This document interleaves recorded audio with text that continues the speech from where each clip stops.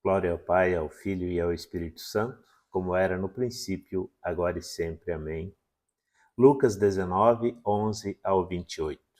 Naquele tempo, Jesus acrescentou uma parábola, porque estava perto de Jerusalém e eles pensavam que o reino de Deus ia chegar logo. Então Jesus disse: Um homem nobre partiu para um país distante, a fim de ser coroado rei e depois voltar. Chamou então 10 dos seus empregados, entregou 100 moedas de prata a cada um e disse: Procurai negociar até que eu volte. Seus concidadãos, porém, o odiavam e enviaram uma embaixada atrás dele, dizendo: Nós não queremos que esse homem reine sobre nós. Mas o homem foi coroado rei e voltou. Mandou chamar os empregados, aos quais havia dado dinheiro, a fim de saber quanto cada um havia lucrado. O primeiro chegou e disse: Senhor, as 100 moedas renderam 10 vezes mais. O homem disse: Muito bem, servo bom, como fosse fiel em coisas pequenas, recebe o governo de 10 cidades. O segundo chegou e disse: Senhor, as 100 moedas renderam 5 vezes mais. O homem disse também a este: Recebe tu também o governo de 5 cidades. Chegou o outro empregado e disse: Senhor, estão aqui as tuas 100 moedas que guardei num lenço, pois eu tinha medo de ti, porque és um homem severo. Recebes o que não deste e colhes o que não semeaste.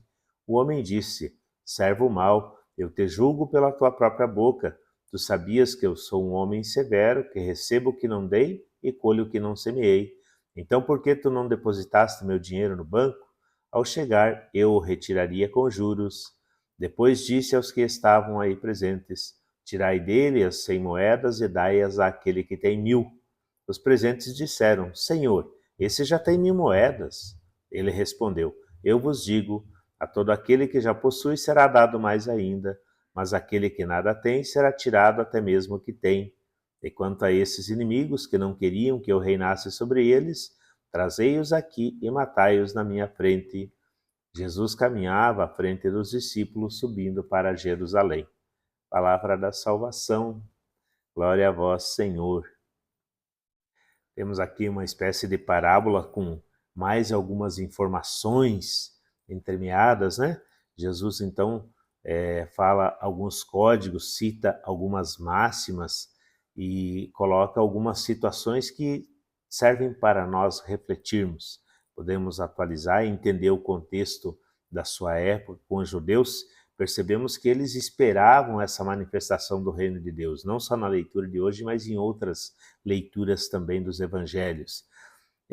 Imagino eu que essa esperança que eles tinham na manifestação do reino de Deus era decorrente, em primeiro lugar, da situação em que eles viviam, de opressão, de um reino exterior que subjugava todo o povo de Israel, que eles não tinham aquela liberdade que eles ansiavam de viver a sua religião, a sua espiritualidade, e até mesmo aqueles sonhos mais individuais, mais familiares, de cada um, de projetos, enfim. O anseio que nós também temos hoje de uma felicidade, de uma realização de vida nossa, individual, da nossa família, do nosso povo, da nossa cidade e do nosso país. Então podemos fazer esse paralelo, fazer essa atualização dessa leitura, nessa expectativa do reino de Deus, dessa forma. Não somente naquela forma definitiva de quando virá o reino de Deus. Então nós também esperamos essa realização de muitas promessas na nossa confiança, na nossa fé em Deus. No entanto, Jesus coloca essa parábola, então, dessas pessoas que receberam essas moedas, esses talentos, esses dons, e deveriam trabalhar, então, com essas moedas, com esse dinheiro, para darem um certo lucro ao seu dono, ao seu senhor.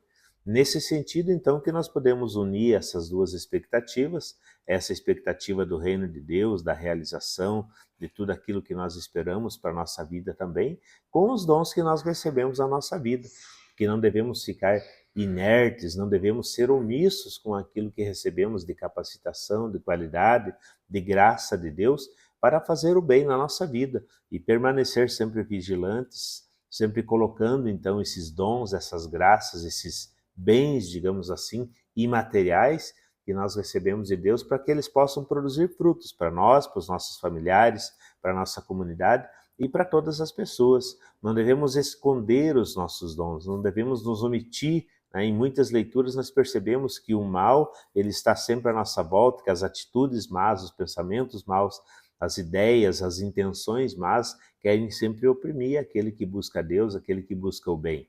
Nós devemos ser perseverantes, então, nesse sentido, e não ser omissos. Devemos ser ativos com o que recebemos, com o que ganhamos de Deus e colocar tudo isso para produzir o bem para nós, para nossa família, para nossa comunidade, para a sociedade e para toda a humanidade. Então, que nós tenhamos isso presente e sigamos sempre em frente a cada dia com a graça, com a bênção de Deus. Um abraço.